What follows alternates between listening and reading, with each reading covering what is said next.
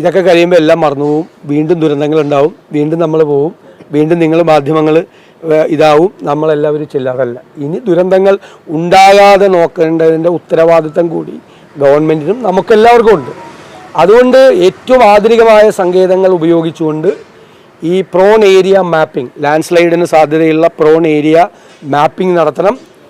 മണ്ണ് പരിശോധനകൾ അത്തരം സ്ഥലങ്ങളിൽ ജിയോളജി ഡിപ്പാർട്ട്മെൻറ്റിന്, ഡിസാസ്റ്റർ മാനേജ്മെൻറ്റിന്, കാലാവസ്ഥ പ്രവചന വകുപ്പിനെ എല്ലാത്തിനെയും കൂടി ചേർത്തുകൊണ്ടിട്ടുള്ള ആർട്ടിഫിഷ്യൽ ഇൻ്റലിജൻസിൻ്റെ സഹായത്തോടു കൂടിയ ഒരു വാർണിംഗ് സിസ്റ്റം ഉണ്ടാക്കണം. കേരളം മുഴുവൻ, വയനാട്ടിൽ മാത്രമല്ല, കേരളത്തിൽ ഒരുപാട് സ്ഥലങ്ങളുണ്ട്.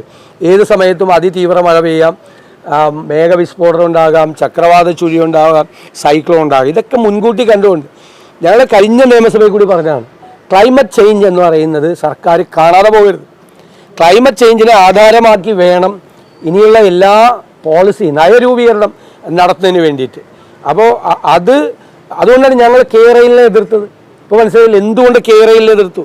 കേരളത്തിൽ 300 കിലോമീറ്റർ ദൂരം 30 അടി ഉയരത്തിൽ എംബാങ്ക്മെൻറ്റ് കെട്ടി പോയതാണ്. അതൊക്കെ ഉണ്ടാക്കാൻ പോകുന്ന ദുരന്തങ്ങൾ എന്തായിരുന്നു?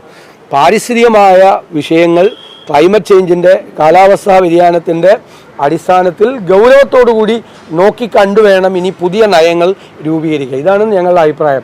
ഈ കാര്യത്തിൽ ഉള്ള എല്ലാ നടപടികൾക്ക്, സർക്കാരിൻ്റെ ക്രിയാത്മകമായ എല്ലാ നടപടികൾക്കും കലവറയില്ലാതെ ഞങ്ങൾ പിന്തുണ നൽകും. അതിൻ്റെ കൂടെ ഉണ്ടാകും. ഞങ്ങൾ ആ കൂട്ടത്തിൽ നിർദ്ദേശങ്ങൾ നൽകും. അത് സ്വീകരിച്ചു കഴിഞ്ഞാൽ നല്ല സന്തോഷമാണ്. എന്തായാലും അത് ഏറ്റവും ഭംഗിയാക്കി അത് നടത്തുന്നതിന് വേണ്ടിയിട്ടുള്ള ഇതുവരെ കേരളത്തിൽ കാണാത്ത ഒരു സഹകരണം ഞങ്ങളുടെ ഭാഗത്തുനിന്ന്.